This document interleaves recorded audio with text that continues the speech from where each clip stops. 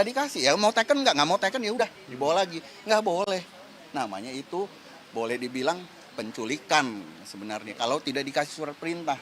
Oh iya, jadi pelanggarannya pertama, ya kan? Ya.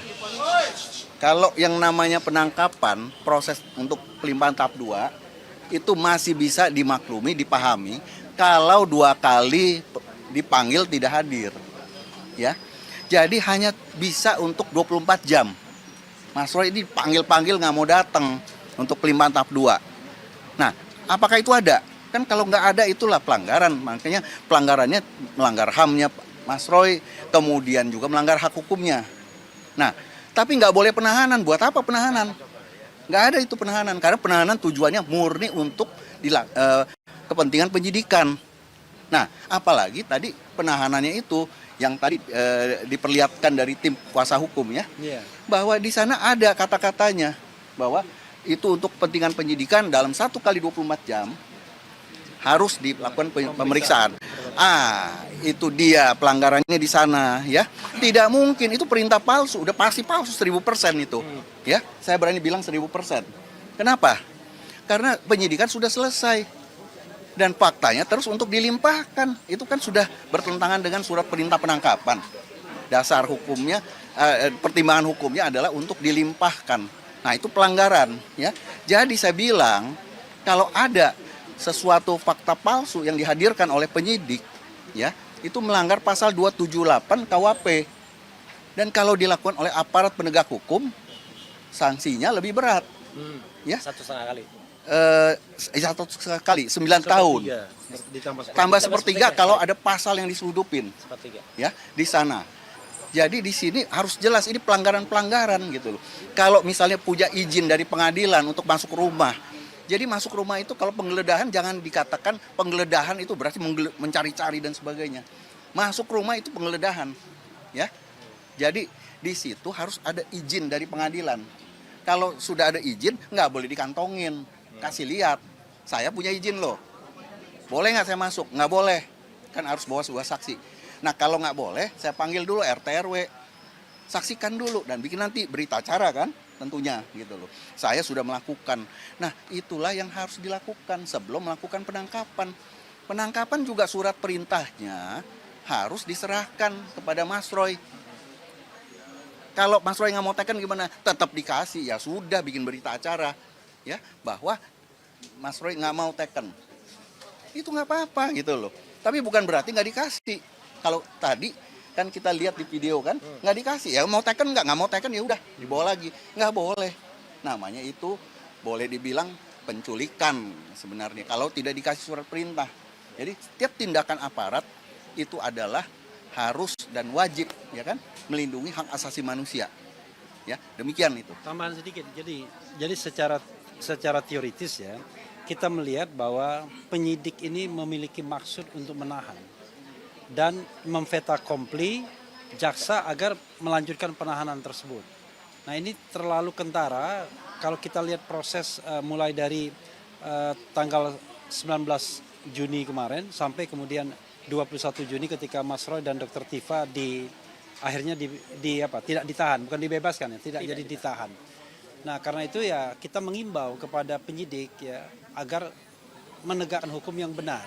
Karena kita sudah menunjukkan sebagai contoh tadi, surat perintah penahanan itu secara teoritis itu tidak akan bisa dilaksanakan.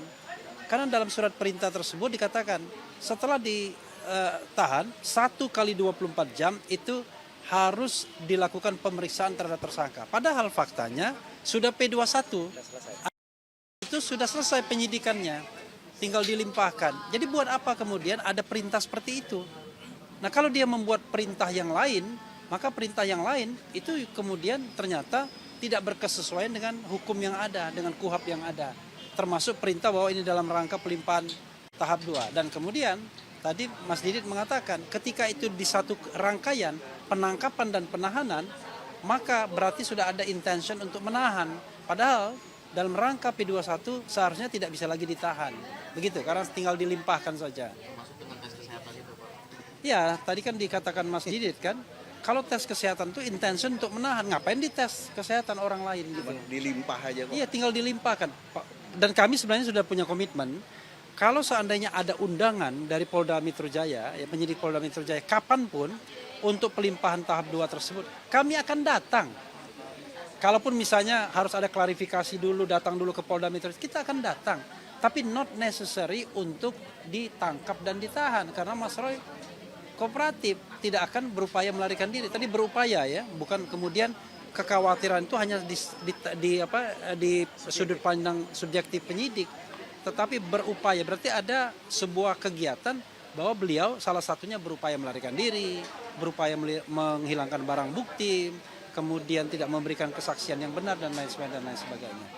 Itu. Nah, ini menurut saya ya, apa yang terjadi 2 hari ini sangat kentara sekali. Apalagi penyidik tidak mampu mempertahankan argumennya mengenai penggunaan hukum acara. Ya kan? Di surat penangkapan dan penahanan dia pakai KUHP yang baru, tapi kemudian di jawaban termohon dia pakai KUHP yang lama. Dan kemudian dia bolak-balik tanya terus kan 361 huruf A, tapi dia tidak mau baca huruf D. Jadi 361 huruf A itu kalau sudah selesai penyidikan P21 berhenti. Karena itu adalah pasal transisional sesungguhnya. Kenapa kemudian dipakai KUHP yang lama? Karena proses penyidikannya sudah dilakukan sebelum berlakunya KUHP baru. Tapi begitu penyidikan selesai penyidikan, maka pasca penyidikan, pos penyidikan itu menggunakan KUHP baru, nggak ada KUHP lama lagi, sudah the end of the history. Nanti dalam pengadilan, waktu proses pemeriksaan, bagaimana kita menilai proses misalnya penyidikannya, batu ujinya pakai KUHP lama, tapi acaranya pakai KUHP yang baru, paham ya? Gitu. Dan kalau pra-peradilannya ini kan dia mendalilkan di pra-peradilan. Jadi kalau yang dimasalahkan oleh Mas Roy misalnya nih, penetapan sebagai tersangka. Nah, itu KUHP lama. KUHP lama, ya kan, pakai KUHP lama. Tapi kalau proses dia tetap KUHP baru. Pra-peradilan ini KUHP baru. Apalagi ini dia sudah benar, ya kan? Surat perintah penangkapan, penahanan pakai KUHP baru kan? Itu benar. Gitu, yang salah dalilnya gitu. Nah, itu jadinya. Ada pertanyaan lagi? Ada tambahan, Mas Gabor? Tambahan dari saya ya. Maju. Jadi para rekan-rekan media tadi sudah jelas berdasarkan fakta persidangan tidak pernah ada surat pemanggilan kepada pemohon ya yang ditentukan dalam pasal 97 KUHP yang baru yang tadi sudah dijelaskan oleh ahli bahwa sebelum dilakukan upaya paksa penangkapan maka harus dulu didahului dengan surat pemanggilan yang sah dan patut. Dan berdasarkan fakta persidangan tadi, beberapa saksi menyatakan bahwa tidak pernah ada pemanggilan dari Polda Metro Jaya. Sehingga sejak dari awal kami melihat bahwa penangkapan, penahanan itu tidak mempunyai dasar yuridis yang jelas. Tidak ada urgensi hukum selain karena ada tendensi untuk melakukan penangkapan dan penahanan dengan harapan jaksa mungkin juga akan melakukan penahanan dan penahanan, tetapi alhamdulillah jaksa juga pada akhirnya menggunakan kewenangan sebagai dominus litis berdasarkan asas diferensi fungsional, maka kemudian jaksa juga tidak melakukan penahanan. Itu hal yang pertama. Hal yang kedua tadi, bahwa berdasarkan pendapat ahli, penangkapan, penahanan yang dilakukan oleh Polda Metro Jaya itu sesungguhnya adalah upaya paksa yang tidak punya dasar yuridis yang kuat. Selain karena ada tendensi untuk melakukan penangkapan dan penahanan, ya kami nggak tahu apakah itu memang ada atensi dari pelapor. Tetapi yang kita ketahui adalah beberapa hari sebelum penangkapan itu dilakukan, relawan-relawan Pak Joko Widodo sudah mengirimkan surat permohonan kepada Dirkrimum Polda Metro Jaya agar segera dilakukan penangkapan dan penahanan. Kami melihat bahwa di dalam penegakan hukum ini, kok justru Polda malah lebih berpihak kepada kepentingan pelapor ketimbang mendudukan perkara ini secara adil berdasarkan hukum acara bahwa ada keseimbangan antara kepentingan penyidik dengan kepentingan tersangka. Kami melihat justru penyidik Polda Metro Jaya lebih mengakomodir tekanan-tekanan dari pihak sebelah. Ya, jadi tanpa didasari pada dasar hukum yang jelas. Kemudian yang ketiga, Mas Roy, saya mungkin ingin mengklarifikasi sedikit. Mungkin teman-teman media sudah melihat juga ada berita-berita sosial media yang beredar luas dan juga sudah dikonfirmasi juga ke saya dari beberapa awak media. Intinya saya dengan Bang Refli dan teman-teman yang lain sampai hari ini masih berdiri sebagai tim kuasa hukum Mas Roy dan akan terus berjuang sampai kemudian kami mendapatkan keadilan hukum. Mungkin itu saja dari saya, Mas Roy. Silakan. Sedikit tambahan. Jadi gini, yang menarik juga tadi ya soal surat penggeledahan penetapan Ketua Pengadilan Negeri pada tanggal 13 November 2025 yang kemudian digunakan oleh termohon untuk mengatakan bahwa ada surat penetapannya. Nah, apakah surat penetapan itu bisa digunakan berkali-kali? Karena asumsi saya pada tanggal 13 November 2025 surat penetapan itu dilakukan. Karena pada waktu itu ada pemeriksaan sebagai tersangka kepada Mas Roy dan Dr. Tifa. Dan memang pada waktu itu dikhawatirkan akan ada penyitaan barang dan lain sebagainya. Nah, karena itu mereka membuat surat penetapan pada tanggal 13 November. Tetapi ketika mereka melakukan penggeledahan lalu penangkapan pada tanggal 19 Juni, ternyata surat yang dipakai itu tetap surat yang sama, 13 November 2025. Surat tahun lalu. Tidak ditunjukkan. Iya. Ya kan? Tetapi di dalam jawaban termohon ada seperti itu. Nah, tadi menurut Mas Didi nggak bisa surat lama dipakai berkali-kali. Harusnya surat memang dimaksudkan untuk melakukan kegiatan tanggal 19 Juni itu. Silakan Mas Didi ditambahkan sedikit. Ya, jadi gini, makanya saya bilang ini melengkapi jawabannya Bung Gafur.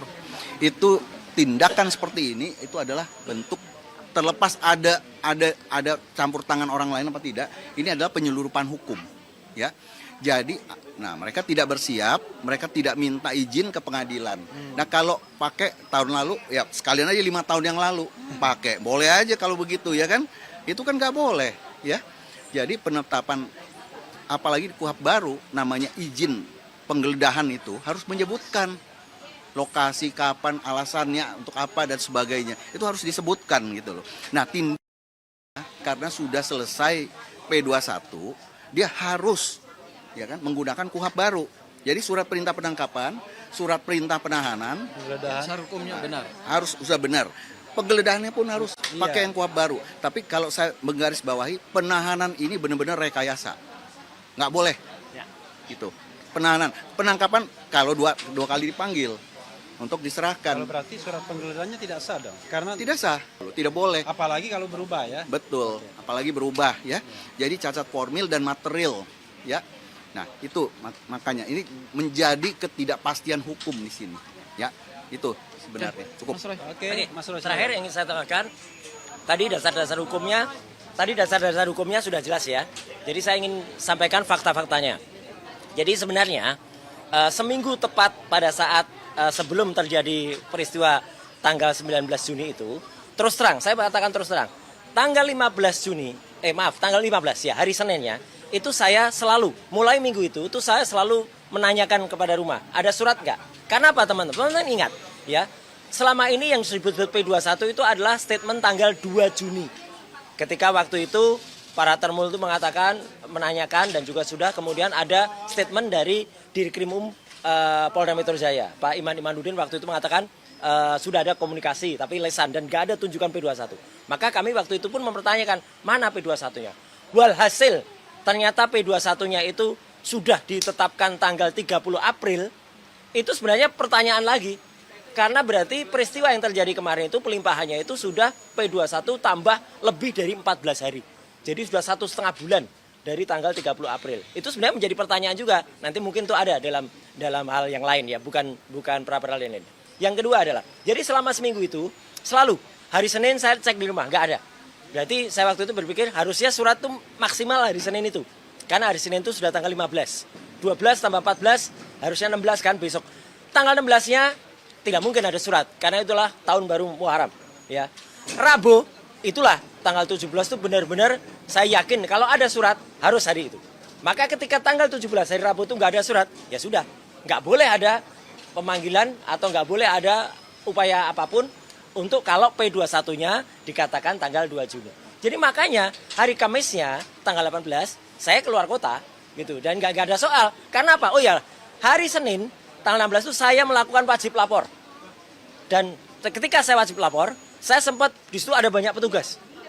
Dan saya sempat menanyakan, nih, kapan nih pelimpahan ini? Mereka senyum-senyum, mereka nggak ada yang menjawab.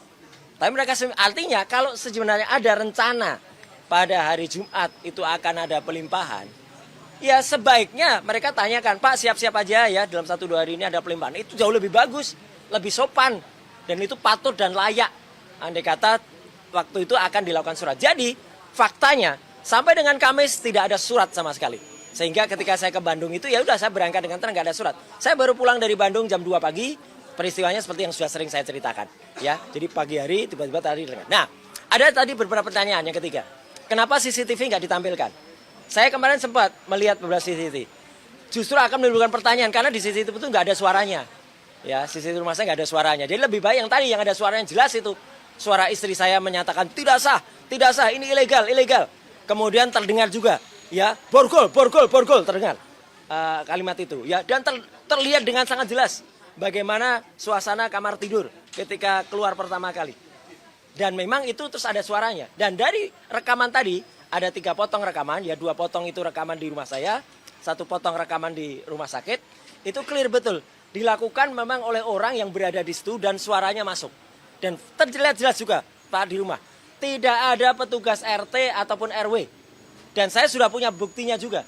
Bahwa sore hari tanggal 19 istri saya sudah langsung komunikasi dengan Pak RT. Ya, gitu. Itu sebenarnya mau kita akan jadi bukti juga nanti bahwa tidak ada komunikasi antara RT dengan petugas yang datang ke rumah. Jadi sama sekali padahal itu pelanggaran. Dan jelas tadi yang dikatakan oleh driver saya, ya, dia itu memang pertanyaan menjebak tadi dari termohon, gitu. Yang Anda membuka pintu enggak? Gitu. Ya memang dia membuka, dia buka. Terus dengar nggak? Memencet bel terus berkali-kali. Jadi itu memencet bel terus berkali-kali itu membuat terpaksa membuka gerbang, ya terpaksa membuka gerbang. Dan memang gerbang itu memang akhirnya dibuka oleh driver. Dan tadi yang dikatakan sama, driver saya kemudian ikut, nah itu ikut tanpa diminta, itu ngikut sampai ke kamar tidur. Dan terdengar kan ada berapa orang masuk kamar tidur, ya 5 orang yang masuk ke sana. Dan ada kata driver saya melarang pun pasti juga kalah kuat atau kalah apalah gitu. Dan terlihat tidak ada sama sekali bukti bahwa surat itu dibuka, ditunjukkan, nggak ada. Ya surat itu hanya digini-ginikan aja, ya ditunjukkan aja. Dan mapnya pun tertutup, nggak ada map yang bagus. Saya pun tidak melihat itu. Dan terlihat juga kan teman-teman bisa lihat istri saya berkomunikasi dengan kuasa hukum, ya, atau komunikasi dengan untuk bertanya ini gimana. Dia tidak mau menerima, ya, dibuat video call nggak mau, ya, dia pokoknya terus saja. Jadi itulah banyak sekali pelanggaran-pelanggaran yang terjadi dan itu insya Allah akan kita masukkan dalam kesimpulan, ya, gitu Bu Aya dan juga Pak Gafur, dan itu adalah yang terjadi, ya, seperti itu. Dan saya last but not least saya ingin mengulangi pernyataan saya, ya, pernyataannya Pak Gafur, ya. Kalau ada berita-berita yang berkembang, dan itu saya tegaskan juga kemarin sore ketika saya bersama dengan Dr. Tifa, ya, insya Allah kami tetap kompak, kami tetap bersatu. Keberadaan Mas Gafur dan Bu Aya di sini memang atas permintaan saya, dan pra peradilan ini memang atas permintaan saya. Jadi artinya nanti akan kita clearkan kalau ada statement mengatakan pra peradilan ini di luar kuasa hukum Roy Suryo. Tidak, kuasa hukum saya tetap sama, tidak ada yang berubah. Ada masalah ketidaksepakatan kecil itu biasa. Tapi yang jelas adalah saya dan Bu Tifa membersamai, dan sekali lagi ini petunjuk dari Allah Subhanahu wa taala. Ya, sidang besok itu siang. Insya Allah saya akan ke tempat Dr. Tifa dulu. Masya ya, Allah. Itu ya.